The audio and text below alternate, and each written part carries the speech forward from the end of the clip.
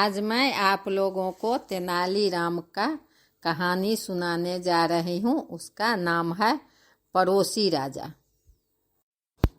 बहुत समय से विजयनगर राज्य का अपने पड़ोसी राज्य से मनमुटाव चल रहा था। तेनालीराम के विरोधियों को तेनालीराम के खिलाफ राजा कृष्णदेव राय को भड़काने का यह बड़ा ही सुंदर अवसर जान पड़ा। अतः एक दिन राजा कृष्णदेव राय अपने बगीचे में अकेले बैठे पड़ोसी राज्य की समस्या के बारे में ही सोच रहे थे कि तभी एक दरबारी उनके पास आया।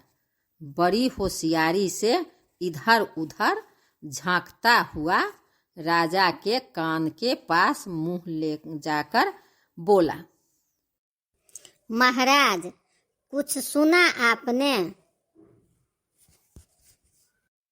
नहीं तो क्या हुआ? राजा से चौंक कर पूछा। महाराज, क्षमा करें, पहले अभयदान वचन दे, तब कहूँ। जो भी कहना हो निसंकोच कहो, डरने की कोई बात नहीं है।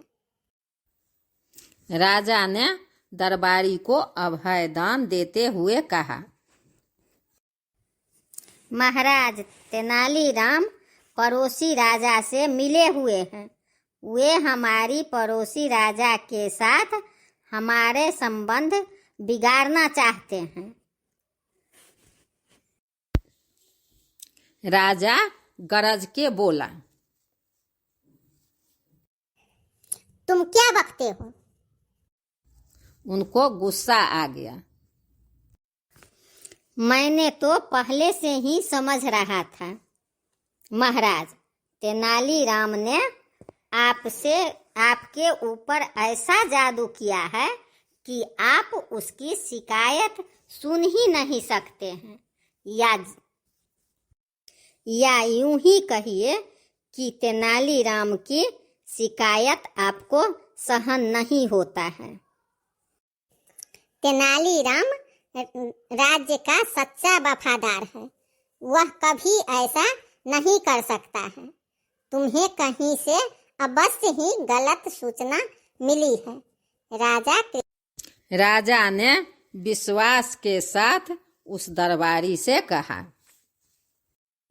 महाराज, आपको जितना विश्वास तेनालीराम की सच्चाई पर है, उससे कहीं अधिक विश्वास मुझे अपनी इस सूचना पर है। पूरी तरह जांच और परख कर ही मैंने यह सूचना आप तक पहुंचाई है। जब उस दरबारी ने जोर देकर अपनी बात को कहा तो राजा को सोचने पर मजबूर होना पड़ा। राजा ने कहा, ठीक है, मैं इस बात की जांच करूंगा और अगर तेनालीराम दोषी पाया गया तो उसे अवश्य ही कठोर दंड दिया जाएगा। राजा की इस बात से प्रसन्न होकर दरबारी अपने घर चला गया। एक दिन राजा कृष्णदेव राय ने तेनालीराम को एकांत में बुलाया और बोले, तेनालीराम, हमें सूचना मिली है कि तुम हमारे शत्रु राजा से मिलकर हमारे विजयनगर राज्य को दूसरे के अधीन देना चाहते हो। तेनालीराम ने जब अपने ऊपर लगाया गया यह आरोप सुना तो वह सिर से पैर तक कांप गया। वह राजा को इस बात का क्या उत्तर देता, अतएव उसे एकाएक कुछ भी नहीं सुझाई पड़ा। राजा ने जब तेनालीराम को चुप देखा तो वह क्रोध से भड़क उठे। तो तुम्हारे चुप रहने का यही अर्थ लगाया जाए कि तुम अपना अपराध स्वीकार कर रहे हो। यह सुनकर तेनालीराम की आंखों में आंसू आ गया।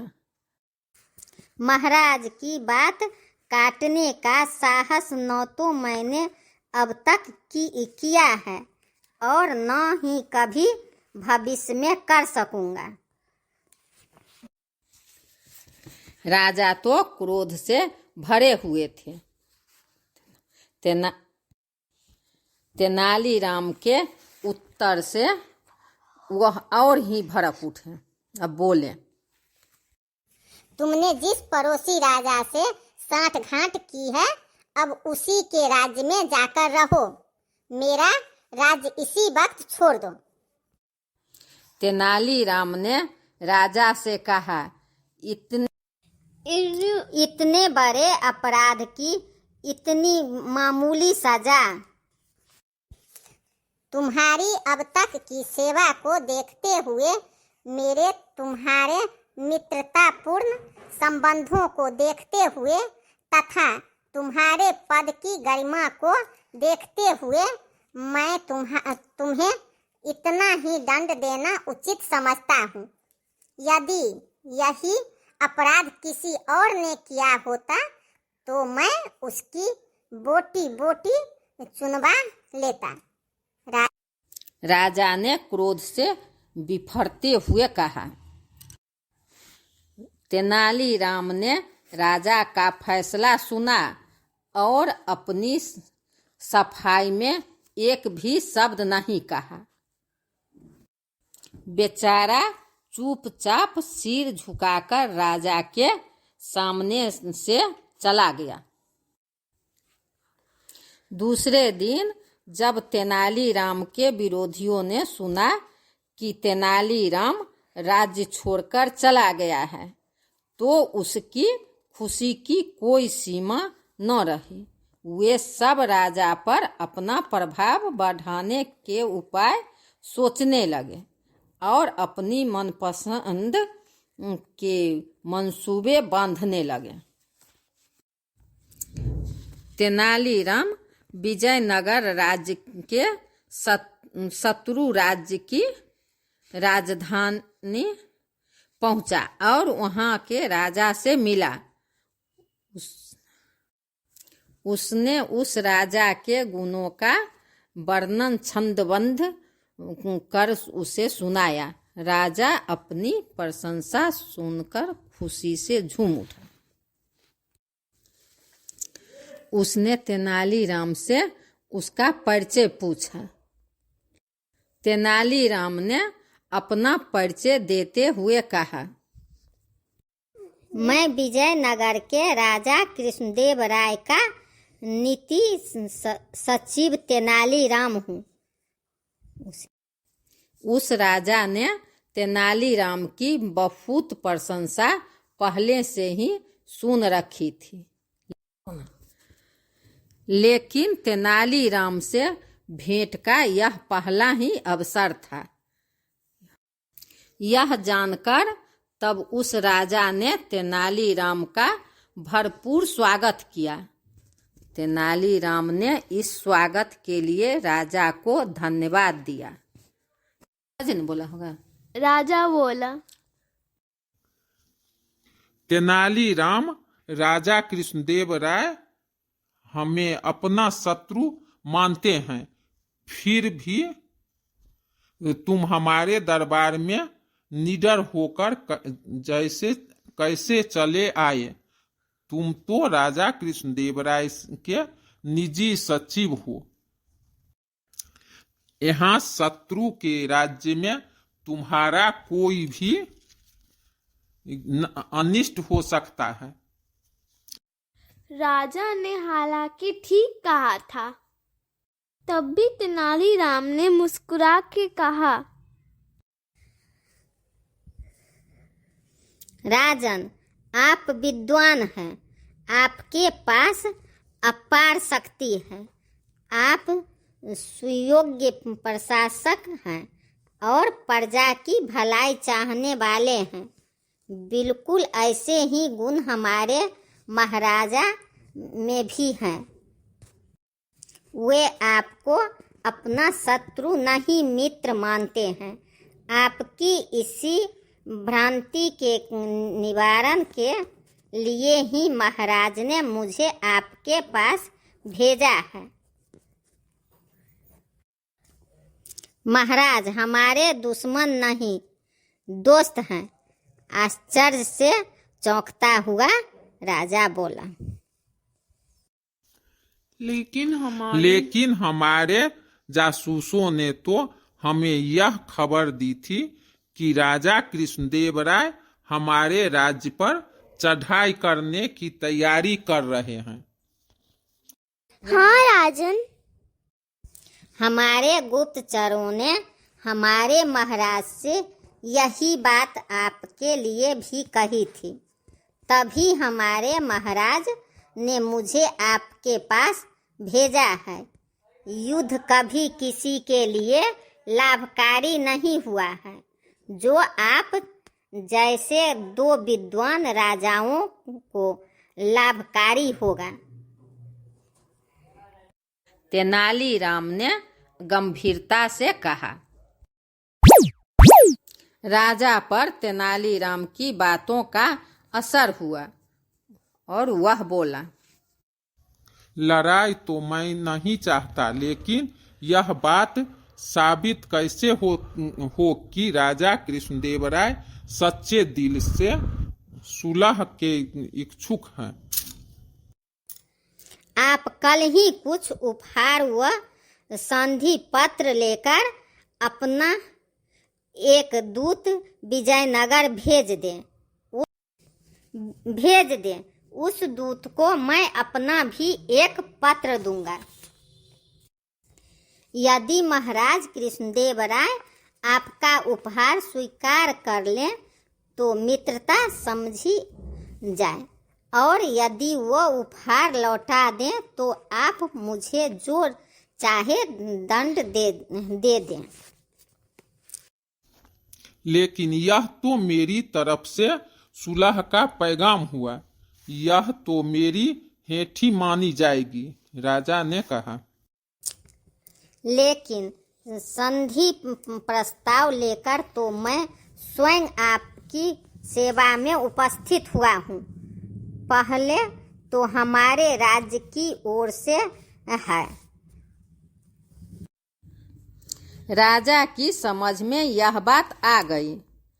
उसने दूसरे ही दिन अपना एक विशेष दूत कुछ उपहार साथ लेकर विजयनगर रवाना कर दिया।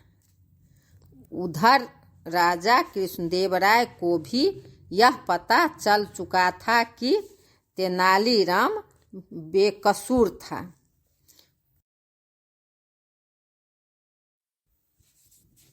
राय को भी यह पता चल चुका था कि तेनालीराम बेकसूर था।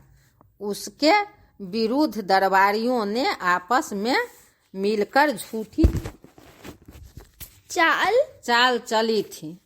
इधर जैसे ही शत्रु राज्य के राजा का दूत बहुमूल्य उपहार लेकर राजा कृष्णदेव के पास पहुंचा तो वह प्रसन्नता से भर उठे। उन्होंने मन ही मन तेनालीराम की बुद्धिमानी की प्रशंसा की और उस दूत के साथ ही अपना मंत्री भी उस राजा के लिए उपहार लेकर भेज दिया। राजा कृष्णदेव राय ने अपना एक विशेष पत्र भी उस राजा के नाम लिखा कि तेनालीराम को तुरंत वापस भेज दिया जाए। और जब तेनालीराम वापस विजयनगर पहुंचा तो राजा कृष्णदेव राय ने उसका विशेष स्वागत किया और उसे ढेरों पुरस्कार दिए। जिन दरबारियों ने तेनालीराम के विरुद्ध यह दंडयंत्र रचा था। वे दरबारी शर्म से पानी पानी हो गए। उन्हें बहुत पछतावा हुआ। चतुरता मनुष्य का सबसे बड़ा गुण है। जो चतुर नहीं वह जीवन में कुछ नहीं कर सकता है। तेनालीराम की छोटी छोटी मनोरंजन कथाएं आपको चतुर बनाने में और स्थित समय अनुसार कार्य करने में सीख देने के लिए सर्वोत्कृष्ट है। यह कथाएं न केवल आपका मनोरंजन करेगी वरना आपको चतुर भी बनाएगी। परिवार के प्रत्येक सदस्यों के लिए यह कहानी सुनना अनिवार्य है। मेरे इस चैनल को सब्सक्राइब कीजिए एवं वीडियो को लाइक कीजिए और अपने दोस्तों में शेयर भी कीजिए। राजा ने चोरी पकड़ा तो मैं पानी पानी हो गया। Thanks for watching.